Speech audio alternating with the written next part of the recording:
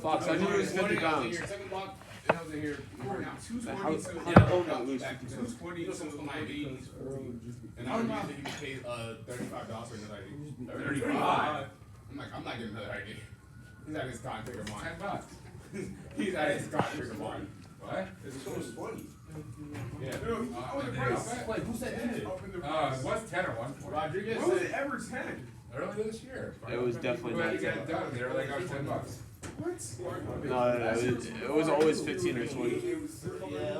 Alright, Ezekiel, what's the question? Did the girl get back to you? Did you just listen to what I just said? No, you said that she called her dad. And he's in the middle of negotiating the future of Palestine. So he did not respond to her. But she called me back to tell me that. Well, who reads the newspaper? What did Trump come out and say in the past week or so on Gaza? He's an attorney to what?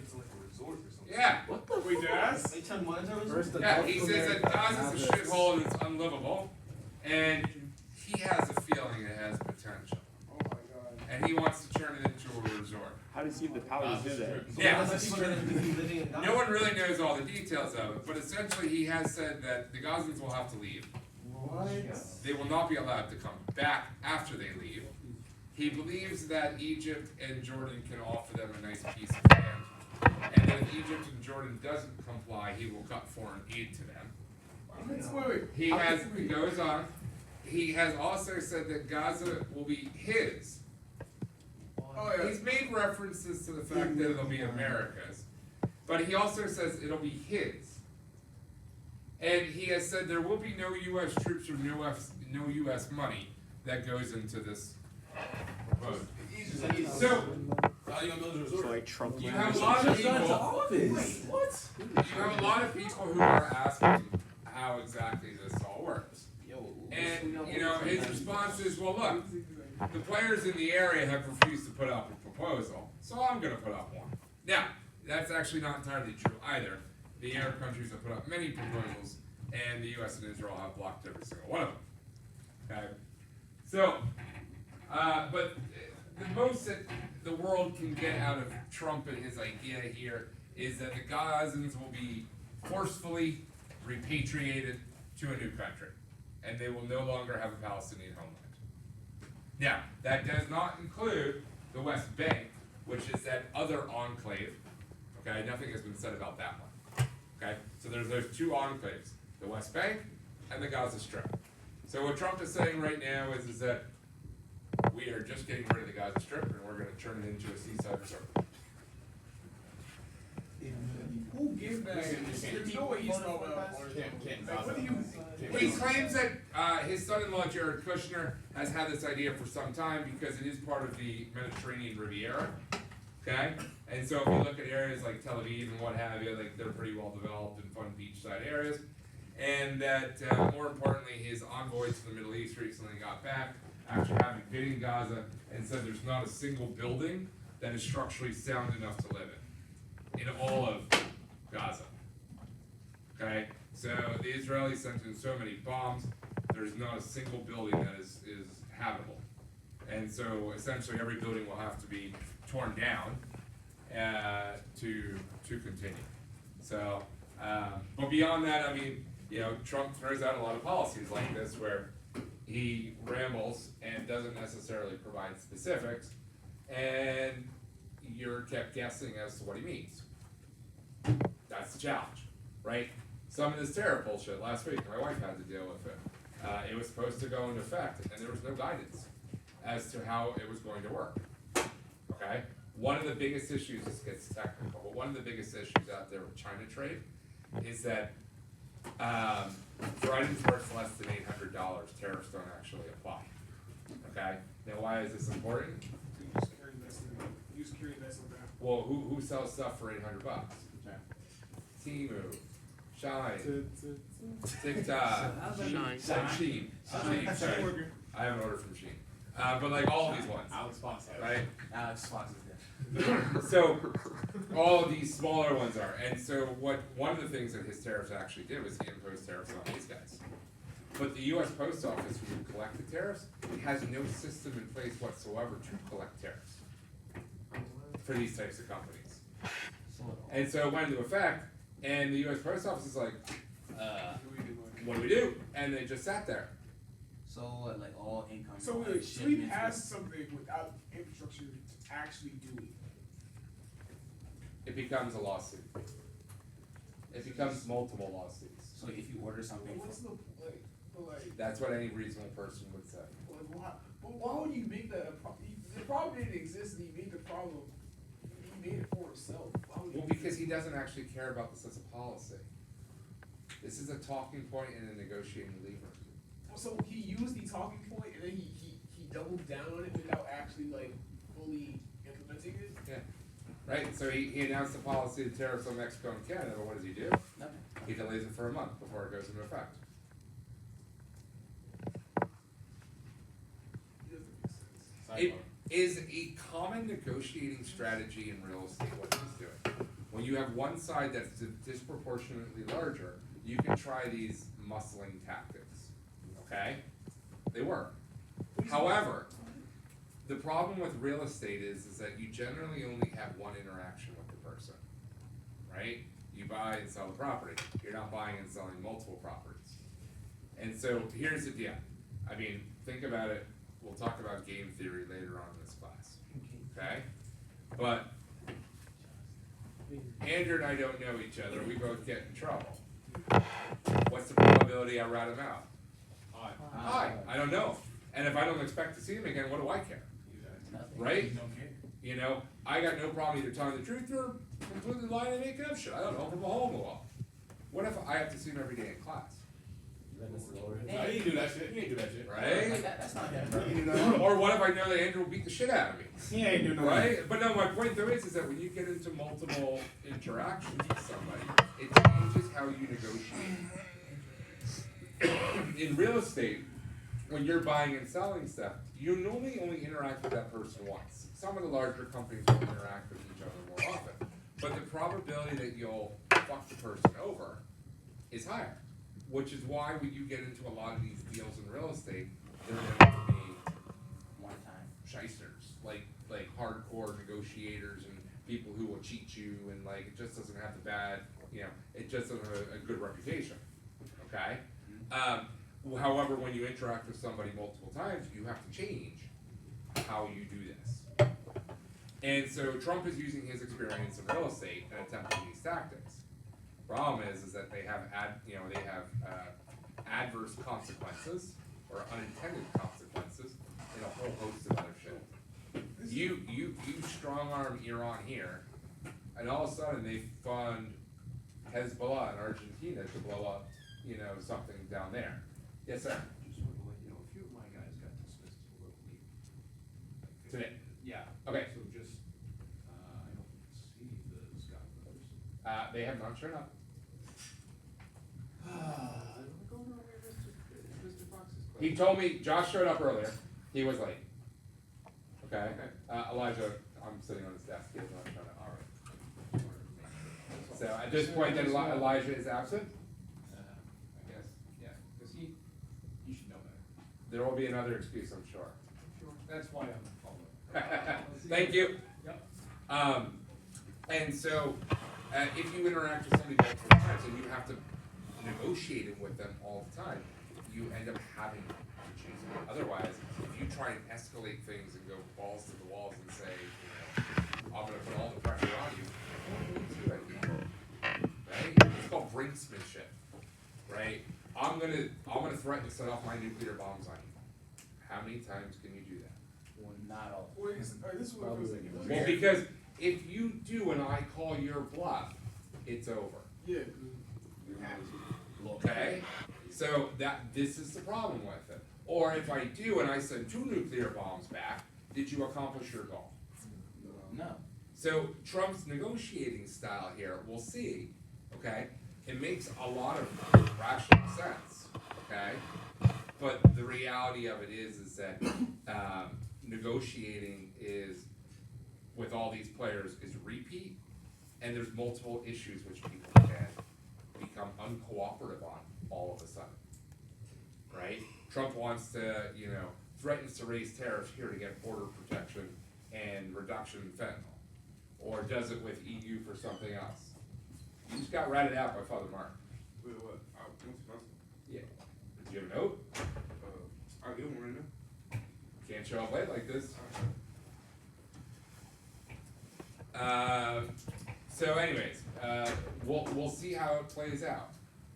But other countries in the world have their own ways to retaliate as well.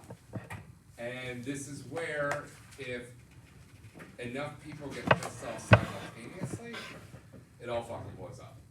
There's actually a couple good articles, if you have an interest, I'll send them to you, about, some of his negotiating strategy and what he's attempting to do with tariffs, and where it runs into issue. But it's not like other countries have fought through these things, right? Like Canada and Mexico did a really quick, let's just see if we, what he's asking for, we're already doing, right? Canada was already doing the additional security on looking for fentanyl. So they're like, okay, well, we'll just tell them that we're doing it again. And all of a sudden, they got postponed. So you'll have countries that'll sit there and say, hey, can I buy them off quickly? We'll see what happens. But if he continues to use this as a strategy, you're gonna find out that other countries will get together. You also potentially get to the point where other countries just start ignoring the US and seeking other deals, and you're already seeing that. So Canada and Mexico signed a trade agreement right after this. So, analogy would be like he has a gun to their head, but it's one bullet. So he has a gun to both people's heads at once, but he's just waving it around. And it's like, and no one he can only use it once. After he uses it, he can't use it again. Well, that would be an analogy for all the countries in the world and the trade agreement. But you gotta remember, they also have Okay. So it's okay. time. Okay? So they're not the only ones. Okay? My classic example here is to make solar batteries, to make batteries for Teslas, to make cell phones, you need something called rare earth materials. They are minerals that come from the ground, and they're hard to get, and they're environmentally challenging. You gotta do some stuff that's not so good for the ground. So, of course, who went full ahead on picking up these minerals decades ago? China. So who at this point controls 90% of all rare earth materials? China. Last year, China said that any company that wants to buy rare earth materials must do so through a government licensure process, meaning that you have to basically buy it from the Chinese government. So the Chinese government took over, they still allow the private mining companies to dig it up, then they buy it all and they hold it. Guess what happens if Trump sits there and tries a trade war with China? No longer get materials. He can't get his. You can put Apple on the back burner and say they can no longer get the materials, and you can put all of Elon Musk companies on the back burner and say, you're not getting any. China could actually create what the US uses and says dual use technologies. So no company can buy rare earth materials and give them to US companies. Wait. So this is a avoidable situation by creating, because I'm assuming, right, because this does stuff to the ground and that's the ground. So the reason why you wouldn't do it in the United States is the land, how it is. There's more hurdles to jump through. The US does have some, and they will eventually get, but they have more hurdles to jump But through. you don't think like they would just come up with something else, I don't know, instead of using the same thing? Excellent point. I mean, and that is what science does all the time, but they haven't yet. Do you think you can tell us what, if we have deposits under us that are readily available, what else is there? There are some, no one's really figured out how much, and they're hard to get to because people own the land. And it's not easy just to go in and take it over. I mean, as an example, a report came out about a decade ago that showed that Afghanistan is potentially sitting on reserves that were like multiple what China has. Let's see. But has anything happened in the meantime, or have people gone to figure it out? No. Money poured in? No, because no one trusts the Taliban government. You know what I mean? So yeah, I mean, push comes to shove if China does it. But I mean, you also gotta remember, to get these materials out, it probably takes 10 years. Right? They gotta identify it, they gotta begin the digging, the extraction, the refining, everything else that goes with it. It's not like, oh, I can just go dig a hole, boom, there's a chunk of rare earth material. It doesn't work that way. So, I mean, you know, and that's only one. China has other cards that they can play too. But the point is that China's got a gun as well, right? And so, if push came to shove and things really got ugly, we're all going to be in for a roller coaster of a life. Now, this style of negotiating, this bull in the China ship style, bull in the China shop. Do you know that expression? Yeah. Crashing candy. Right. So, I mean, Trump's a bull in the China shop, but that's also not a bad thing. Okay? There are plenty of times, like professionally, my business partner and I did this. I was the bull in the China shop, and he was that like even, smooth keel person who like, you know, brought everybody up together. And we did it purposely. We role played this, and we took on different roles because there's a benefit to both. Right? There's a point in time where people need to discuss shit and, you know, feel better and everything else. And then there's a time where you gotta go right through the front gate, knock it out, and be like, boom, we're changing stuff. Because people get complacent. They don't wanna change, right? We all have this natural thing that we're like, okay, and somebody's gotta go and change, right? This happens in business all the time where we get a new technology. And shake it up. So, time will tell, right? We don't know what's gonna happen. There are things that Trump could do that are very good, and there are things that he could do that are really horrible. You know, unfortunately, like, you know, I would think that if I was going to protect the group of people in this world who are a bit disaffected, I don't know that I would start off with South Africans. You know, because like, I don't know, there's such a long history of them being subjected to horrible treatment. And yes, there's a lot of sarcasm dripping out of my comments here. Yeah, you guys have no idea what I'm So telling. what are apartheid? What is the history of South Africa? White people implemented a system called apartheid on black people that treated them as second-class citizens. But they made up 85% of the country's population. And they ran for years. It got to the point where the entire rest of the world got together and put trade embargoes and other things to South Africa. Regime to change. I mean, it was likened without the death part of it to Nazism. Okay? They were not viewed well in the world. And so this led to the rise of Nelson Mandela, who is, if you've never studied him, is a fantastic individual. And, you know, unfortunately, we're at, what, 40 years now? 30 something. Because it was 90 something that he took over. The predecessors of Nelson Mandela have not done as good a job in the country, and they have discriminated against the white people who are there. But Trump's first action is to offer repatriation and American citizenship to these long-suffering white people who all have most likely a second passport in either the Netherlands or the UK or somewhere else. Yes, those are sarcasm.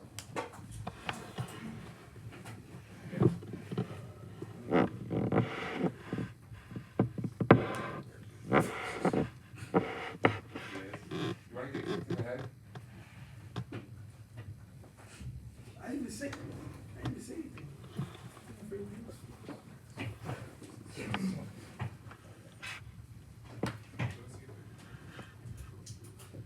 I'm just trying to do my way. Why are you looking at feet websites? Girl. Type. How the fuck you looking at me, bro? No, Brendan. Earl's the only one who got rejected from selling his pictures on the foot website. Yo. Anybody, they'll take anybody's money, but like, they're like, those budgets are too scary. Guess I'm looking at feet? I mean, I guess. What's your search history? Go ahead. Come in. Alright, Oh, you want to explain yourself? yeah, no Say comment. it, bro. No. He's just talking. Alright, let's go. So, issues that led to the rise of the Basque Caliphate.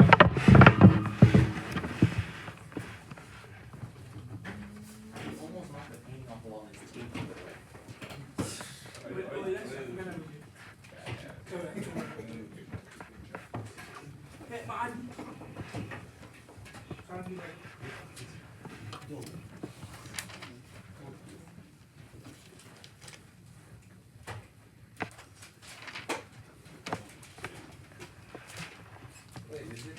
I didn't even know it was possible. Wait, hold on. Yo, I might go. Who is that? Yo, who lied? Yo, who lied? Look like you got your shit clobbered, man. Yo. Alright, so what led to the rise of the Abbasid Caliphate? First of all, we had discontent among non-Arab Muslims. If you recall, the Umayyads, they expanded too far, too fast, they needed more cash. And so as opposed to just using the jizya to tax non-Muslims, they now taxed non-Arab Muslims.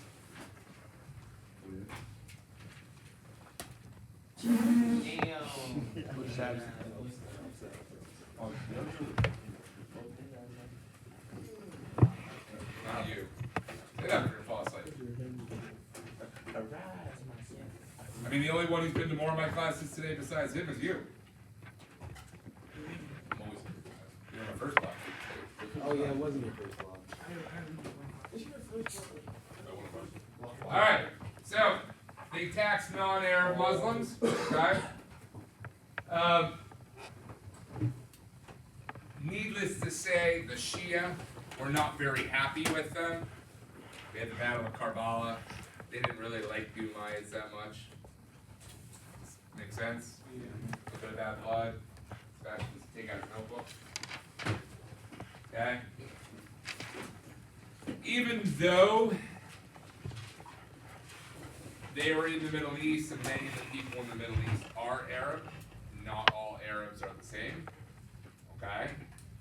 So Arabs sort of the main group, but when you go into it, you get Saudis and Yemenis, and you get Lebanese, and you get Syrians, and even within that, there's further subgroupings.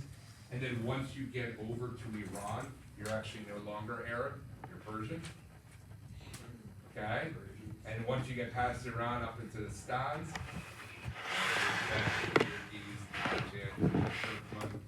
okay? So you get a lot of different ethnicities that are non-Arab.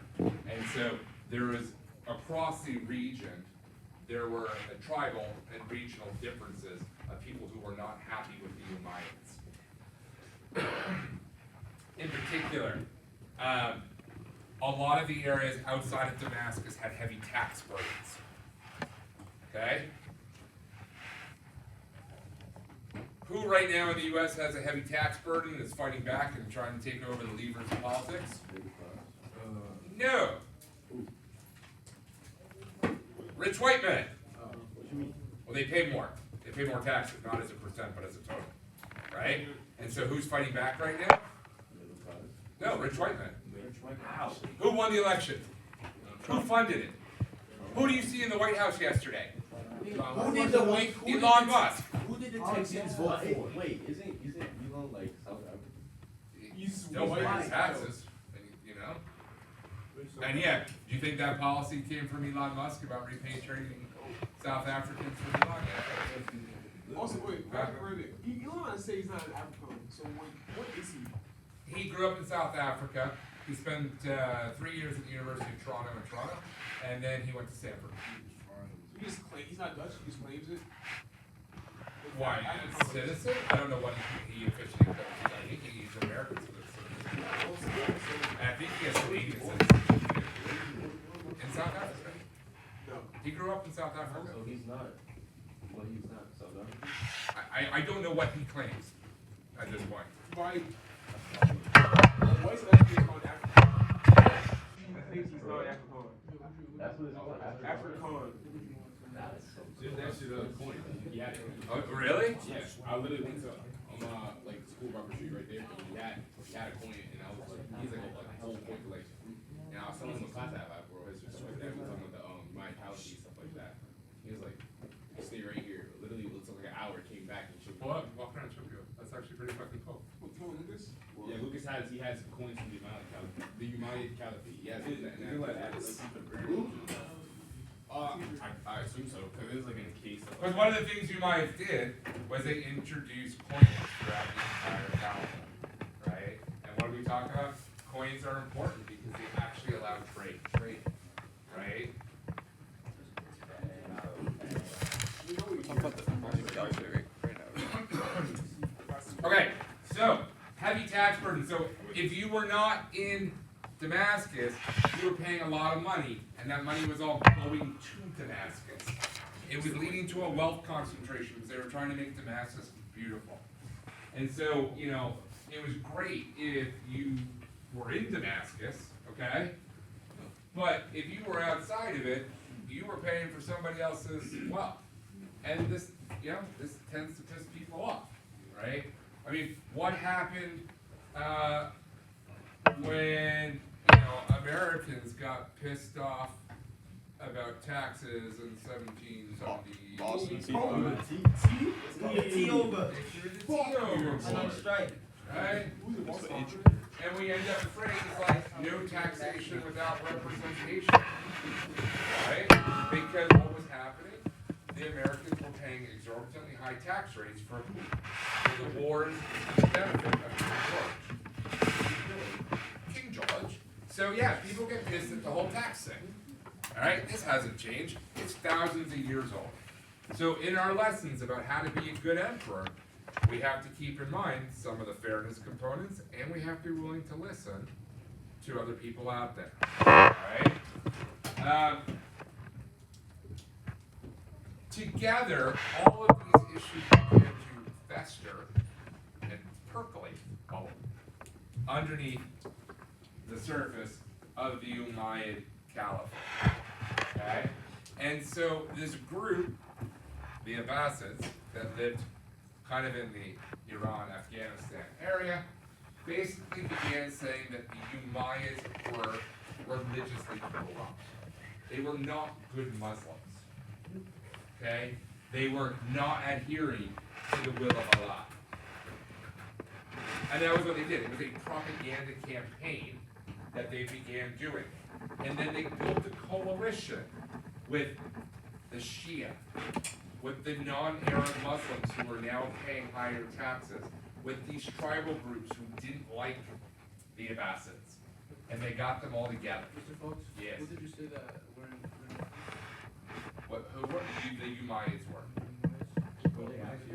So the Abbasids started a propaganda campaign to say that the Umayyads were not good Muslims.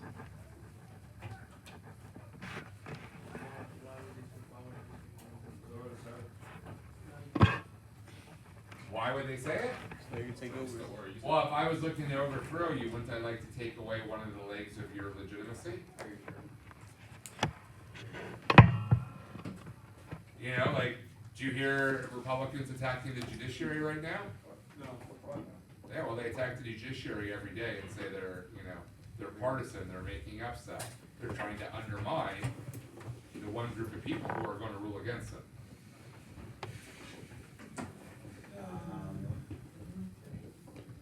All right. So, when you take those aspects and you couple them the fact that the Umayyads are overextended militarily, they have too much property that they have to defend with their military, the Abbasids are able to have a revolt. And they have a revolt in an area called Khorasan, the Azidsarwars. Okay, that's where the name comes from. Khorasan's actually, I believe, in Afghanistan today. I'd have to look it up. It's either that or it's in eastern Iran. Okay? And ultimately it leads to a penultimate battle called the Battle of Zab. Battle of Zab. That happens in 750 CE. That would be the Battle of Zab in 750 CE. So they revolted, series of battles, then the battle was on. What? They revolted, they built up, they had all this tension going on, and eventually it comes to a head with a real battle. Alright. And that real battle is the Battle of the Zab in 750 CE. Battle of the Top, 750 CE.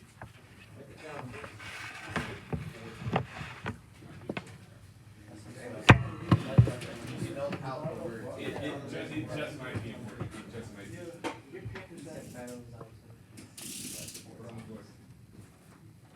No, yo.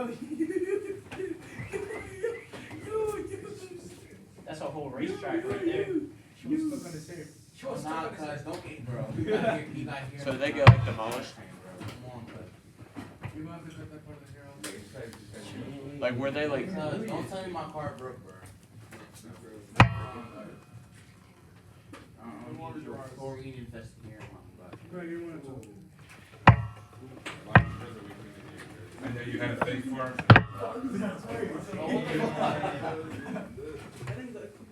were they like annihilated? Like did they just like The Abbasids won, okay? like by a landslide or like I actually don't know. The Abbasids won and they took over. Okay? So to sum it up again, we got discontent among the non-Arab Muslims, Shia opposition, these tribal regional tensions, economic inequality, military overextension, this propaganda campaign that the Umayyads were bad Muslims. All of this leads to the revolts in Khorasan, eventually to the Battle of the Zab in 750, and the Abbasids win. Peace out, Umayyads. Welcome, Abbasids. so who even were the Abbasids like during the Caliphate? Who were they? Yeah. They were a group of random people. Alright. So the Abbasids were specifically this group around Khorasan, okay? But the Abbasid Empire, who it becomes, is actually this sort of motley crew of different people. So they like recruited a bunch of different people throughout the time. They built a coalition that overthrew the empire. So they found people who hated the Umayyads. Correct. And Yes. Are the Abbasids Are the Abbasids Sunni? Some of the Abbasids were, but who else hated the the Umayyads? Shia. Shia. they work together? So they actually worked together. So even basically. All right. So the you want me to go back for a second? So the Abbasid Empire is referred to as the Golden Age of Islam.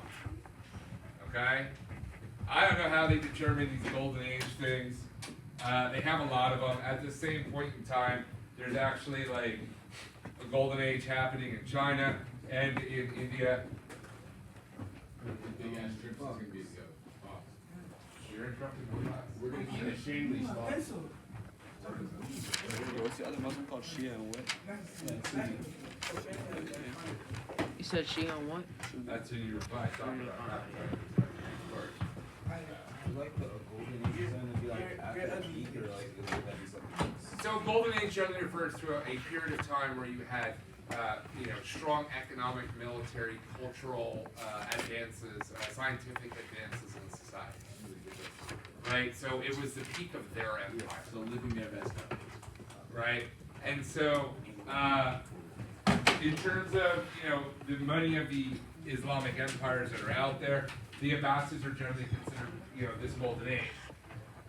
After the Battle of the Zab in 750, it took them a little bit of time to realize that they had to move the capital a little bit more center, and they eventually settled down in Baghdad. Okay, and in 762, they built the city of Baghdad and made that their capital. The Abbasids were renowned for believing in education, culture, science, etc. One of the things that they established was the House of Wisdom. if you could picture the House of Wisdom sort of like a gigantic library coupled with a university all in one. And one of the things that they did at the House of Wisdom was they actively went around the world trying to collect up old manuscripts so that they could preserve them. Initially, their idea was to be able to have access to them and translate them into Arabic. That's the library in Alexandria, right, that you're thinking of, and countless. It's actually believed that had the library in Alexandria not been torched, we might actually have a lot more information about some of the African empires. I was just in Cairo a few years ago. I don't come to that. Anyway, so the House of Wisdom in Baghdad, and it is directly as a result of the House of Wisdom, for example, that the West actually had access to the works of people like Socrates and Plato and Aristotle. Okay? A lot of the ancient Egyptian, Roman, Greek philosophers, mathematicians, scientists, the House of Wisdom preserved all their stuff. And so remember, at this point in time, Europe's going through its dark ages. A lot of stuff was lost during the dark ages. They just didn't have people who had the money, the space, or the ability to hold on to a book and save it. It depends on your definitions. Okay? Did anything major really happen in Europe during that time period? No. And that's generally why it's referred to as dark ages. If it's because, you think it's something else, well then we have to debate on definitions of dark, in this case. Okay? So anyways, that was what was happening. And, yes. Guys, be careful, Fred's awesome. Thank you, sir. Thank you. And the House of Wisdom plays a large part in that. We'll talk more about the House of Wisdom later on, particularly as we get to the Renaissance. Was it like super guarded because it had like a bunch of shit in there? I don't know the answer to that. Okay. Fine. The Abbasids saw the creation of algebra. I know you guys get really excited about that. Okay. They actually introduced what we use now, the base 10 system, 0 to 9 digits. Okay. Ibn al-Haytham, who is the pioneer of optics. Optics is a field that we now call what? Lasers? Optics become lasers? Right? All these schools and shit. Well, also like the king of magnifying glass and one to the sun on an ant, what happens? Burn it, right? That's actually the beginning of it. So, it was about how to focus lenses to concentrated beam of light. Okay? Obviously the field's grown and gone out from there, but he's not only the pioneer of optics, but more importantly, he was the pioneer of a concept and some words that you need to know, but we'll come back to later on. Empirical analysis. Empirical analysis.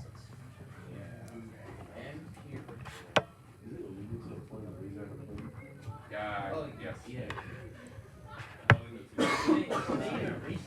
Also, you said empirical what? Their distance empirical now is analysis. crazy far. Even Yeah. you just said that we have to know. Well, you're not going up 30,000 feet, even if you are. They made you're the on a flat empirical ground. analysis. What they do is they were aiming it within the cockpit as the planes were coming in for a landing. Who was the what? I didn't hear. So empirical, okay, is data that you can observe, that you can touch, taste, feel, okay?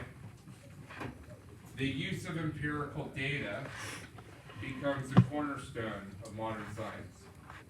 In fact, one of the things that you have to do to get published nowadays in a science journal is you have to prove that somebody else can copy your results.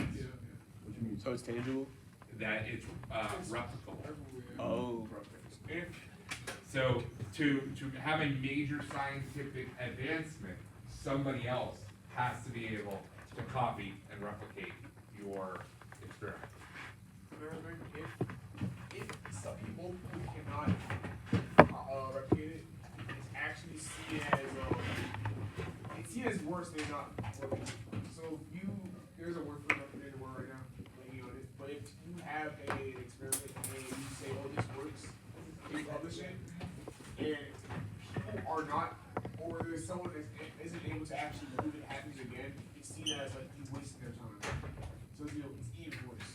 not having anything at all.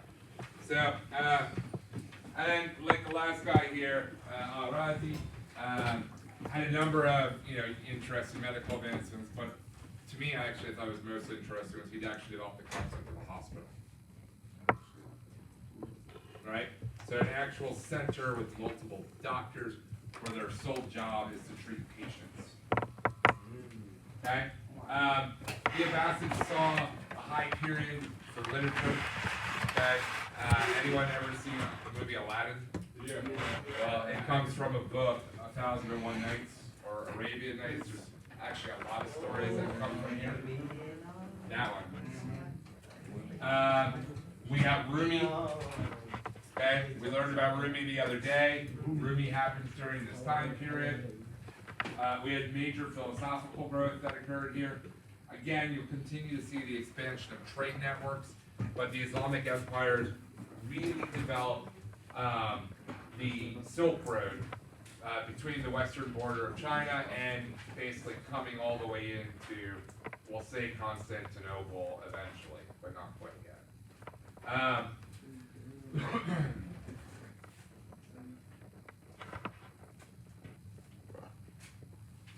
Okay. Continue to develop Sharia law. There's major architectural advancements throughout the entire period. You'll see that certain kinds of art, like calligraphy, kind of reach a high point. And they also continue to have this sort of religious tolerance for people of all faiths.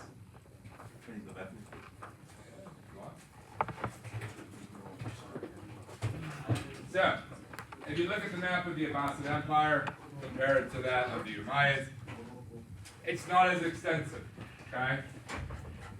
But it's roughly the same, okay? You'll notice up here, that is still the Umayyad Empire of Cordoba, right? And if we recall, at what point in time did the Umayyads conquer Spain? The year of the Slurpee. 711. Okay? And, over here, right, the Byzantine Empire is still just largely Turkey. They've sort of lost their other lands, but they're still holding on. We're not losing ground. When we start first on it, it's like a legal there, but it's legal. It's like, is it that dot? No, so Khorasan is this whole region that they have labeled up here. I think there is actually a specific city as well. But what is labeled there is a region of it, and that would be in Afghanistan, like Western Afghanistan. Okay? So this is what the Abbasid, empire looked like. Now, here's where it gets a little bit more challenging and you need to pay attention to. We have talked multiple times before about legal precedent. Okay? Andrew, what is legal precedent? It's The other one. Rios.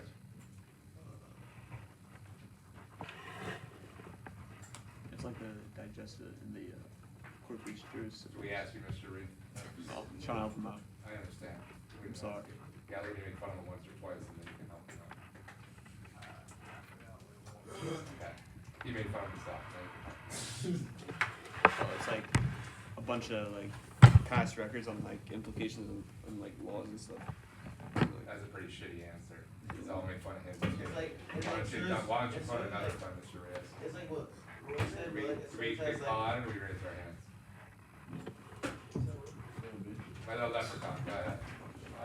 It's like a set that of in like a court system where it was like developed so that if a person goes into a court and they have previous records, they would go and see like if they have similar cases so that they could rule it like similar or if they have to rule it differently. Ezekiel, can you add or correct on that? yeah, it's like if they need any like help with during like a case that they're doing like right now, like and going back on past cases like to come up with a solution or like making like how do you say it? I don't know, it's like the problem that they have, like see how they solved like it before, or to make better adjustments on like on that case or something like that.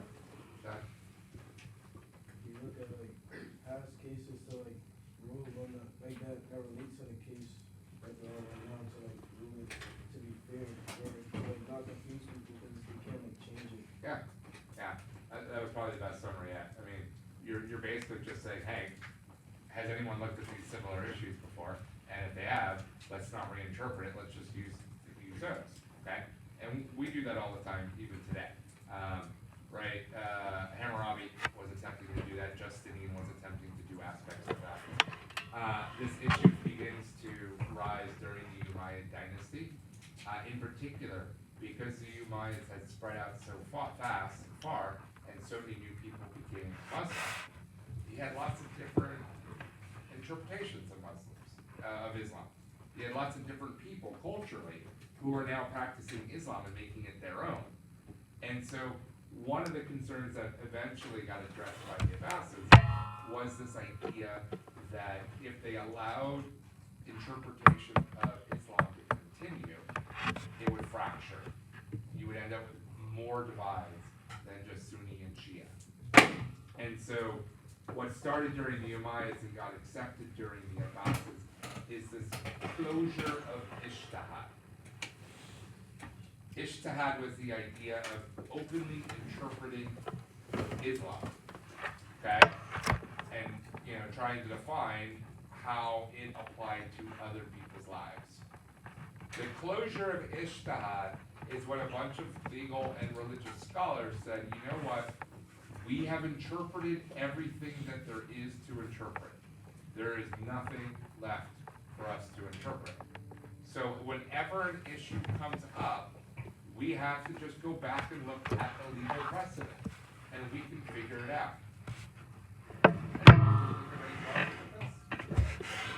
Yeah. What? Something, a new circumstance can happen that may affect it. So 100%. We talked about one in class. Does anyone remember what it is? the person trying to play towards method from space. From outer space. 100%. Right? So when this Malaysian cosmonaut was going up to the International Space Station, he didn't know what he could do. And so he had to ask, and this actually became an issue because there wasn't a single religious scholar who had ever thought of it. Because of the closure of Ijtihad. Okay? Now, the closure of Ijtihad was not universally accepted at the time or even to today. However, you will still see groups today that essentially practice the closure of Ijtihad. For example, the Taliban in Afghanistan. If you steal, guess what happens? They chop your hand off.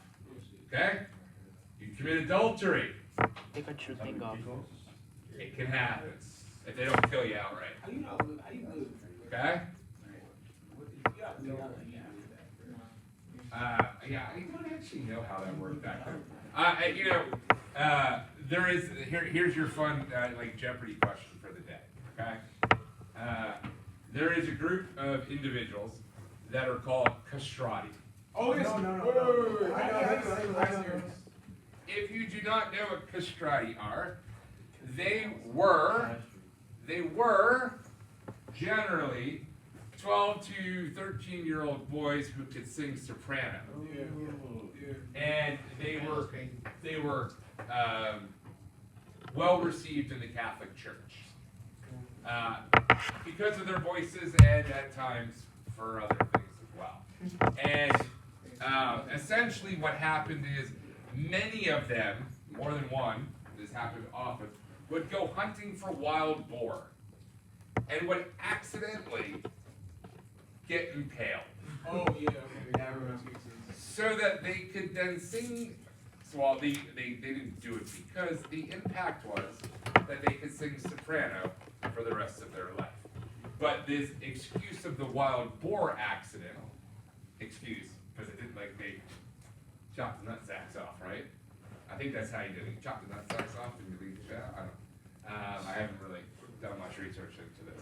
Because that way you still pee, but then it takes away the hormones, so that you stop going through puberty, and you continue as that voice.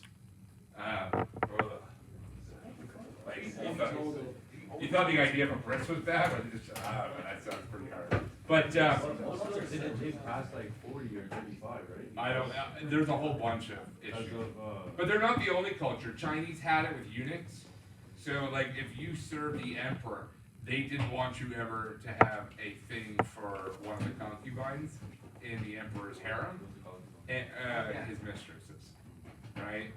And so you got spent. Yeah. So if you wanted to serve the emperor, you had to become a eunuch. Nigga, so like, no dick, no balls, no nothing. No, I think they no balls.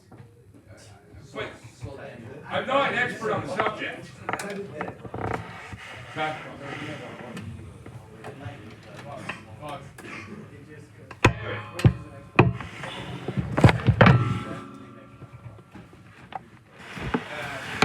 We come back to the significance of the closure of Ishtar, okay?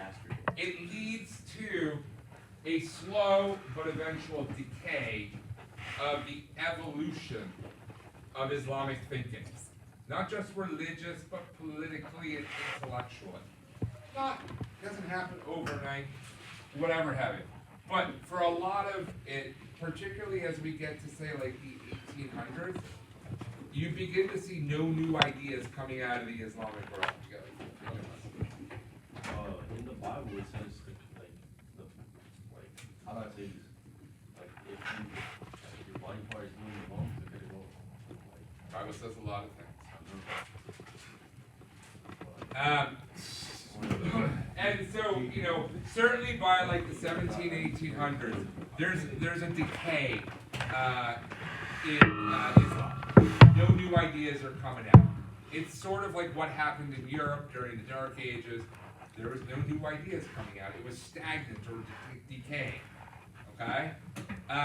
In the past little while, what we've seen, particularly since the discovery of oils, we've seen a lot of Muslim nations get rich again, and there is a renowned focus on not only their current culture, but their previous culture. And so it actually mirrors in many ways what happened in Europe beginning in the Renaissance. Okay? Europe all of a sudden began to get some money again. They were trying to figure out who they were culturally. They went back to the ancient Egyptian and Roman days, which they got all the material from the House of Wisdom, and they used that as their starting point to rediscover who they were. So the question is now is, will we see this in the Arab world, in the Islamic world, in general, right? Are we going to begin to see this revolution in thinking? Because in a lot of areas of society, the closure of Ijtihad prevented the continued evolution of Islam, both religiously, intellectually, politically, spiritually, however you want to look at it. And so a lot of the interpretations are limited. We'll see. We'll see where it goes from here. So we got this slow decay of Islam, okay?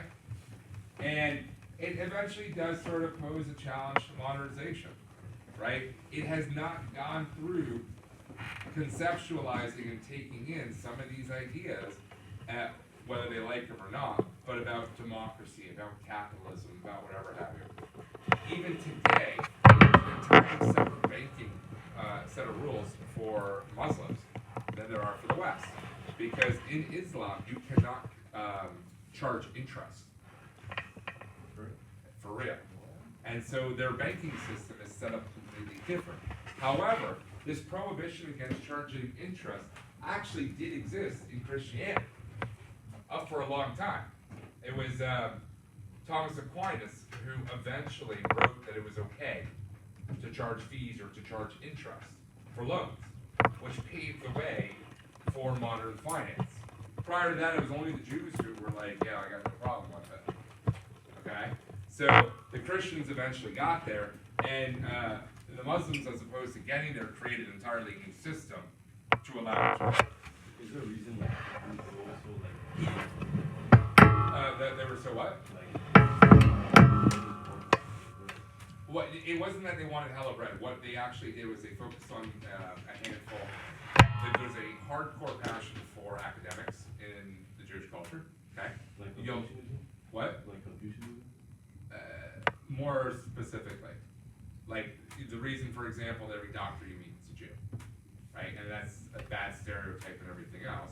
But you'll, like, if you network within Jewish groups, the number of accountants and doctors and, people with professional degrees is so large. And why is because culturally, you were basically told as a kid that you have to go become one of these basically 5 professions. Okay? And you don't. You look down upon, you don't have as much clout in society. You know, you embarrass your parents, you don't, you know, that kind of stuff. I mean, can you? Of course you can, but there's a big push for it.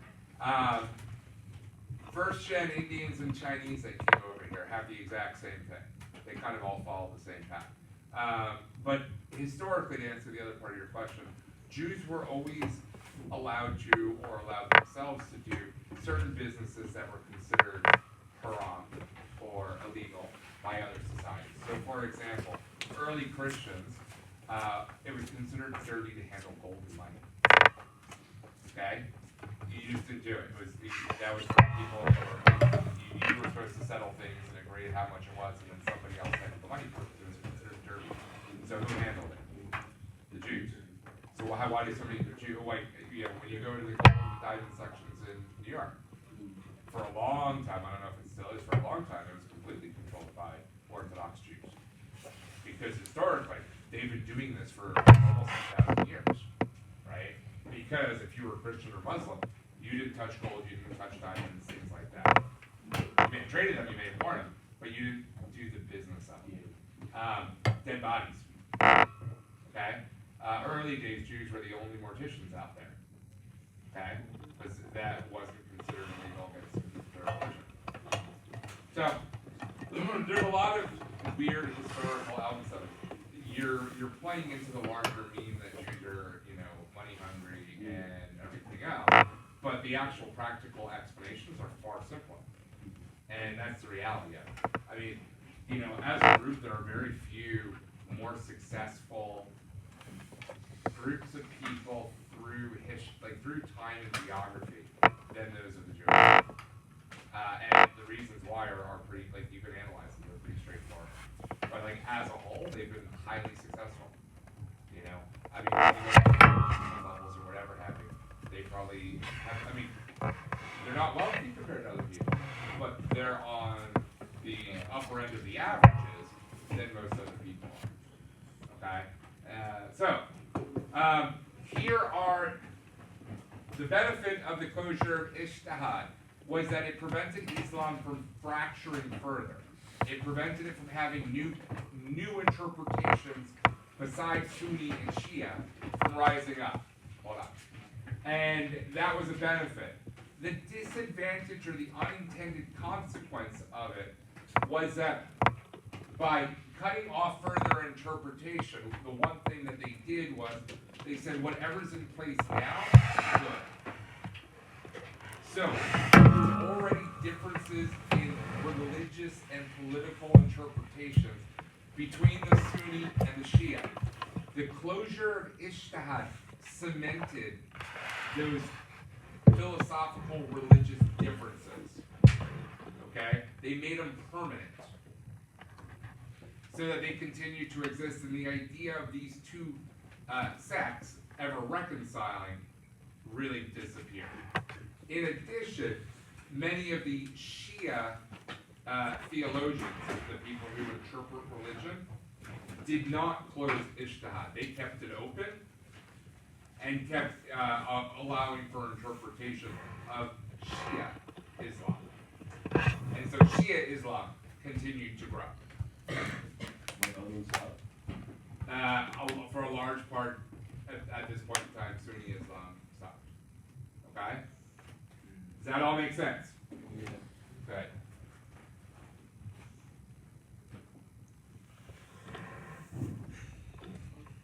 After 130, 135? 30. 130. Okay. There was a question or no? There was a question here. No, that was actually just repeat yourself. That was it. What? That was actually to repeat yourself. That was it. Okay. Did I repeat myself? Or no? No. What? Never mind. I'm happy to repeat myself. Sure, right? Some stuff's happening as a foot. You can't even do it. Now, seriously, is there a question or no? No, that was it. Or are you just trying to sound smart because you slept through half my class? And acting like you participate. Doesn't work.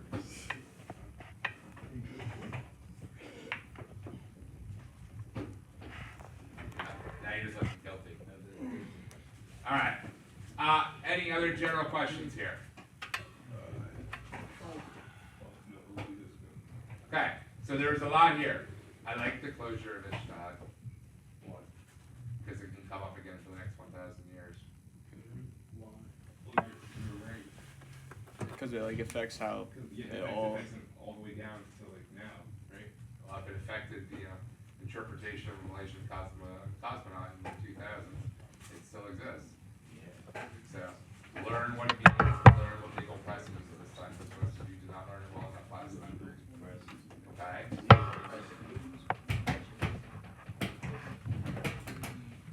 Cool. Any other questions? Any other crazy stories you want? I just went over with Is that English or? forget his name now. Brandon. That's crazy, about it. man. No, I'm so serious. So serious. So it's like, okay, how much do Jews make income-wise? And it was like 1,000. I was like, oh, that's interesting, right? So I went and looked up different races and stuff. Then we looked up the a map of where the most Jews live, 2% of the population in the States. Look at the map, and the really darkened places were the high density places. Then we go to a map income in the States, and we found out that most of the places where Jewish people live are the highest earning places in the States, like New York, Jersey, California, and somehow Utah. How much point? So, as you said something about Jewish people being extremely like stereotyped of them being. I forget what the stereotype was, but it also is a minor brief, but it also plays into that the large amount of people positions where everybody in that area is living more. So it's not Well, that's true. it's a geographical. When you add in all the various sects of Judaism, okay, particularly when you get into Hasidic and like some of the really conservative Russian Orthodox ones and things like that. I mean, these are people who have like 10 to 15 kids each. Average income level, on a per capita basis isn't that high. Now, where do you get the higher numbers? Sure, you go to Short Hills and you got, a family of two, and both husband and wife are doctors. Sure, you get a higher one. Like I said, part of this is cultural, part of it is historical. Okay? But historically, the Jews have been a very successful group. No one cares too much about it. And actually, a bunch of people in American have brought up that Americans should copy the Jews. So, in particular, focus on education, focus on specific fields and sectors, and the whole idea of making Jewish business with African American businesses. They help each other out and have a lot to do with it. African Americans, you hear all the time, they have a habit of not supporting their brothers. They have a habit of tearing their brothers down across the country. And so when you look at people who have attempted to get the national spotlight in the African American scene, you'll hear them make these comments about we need to come together as a community and support each other, stop tearing each other down. We need to help each other here. We need to do black-owned businesses there and whatever else it is. Where are the Cubans? What do you mean? What word did I miss? Who are the Cumans? Cubans. Did I say the Cubans? No. Give me a context on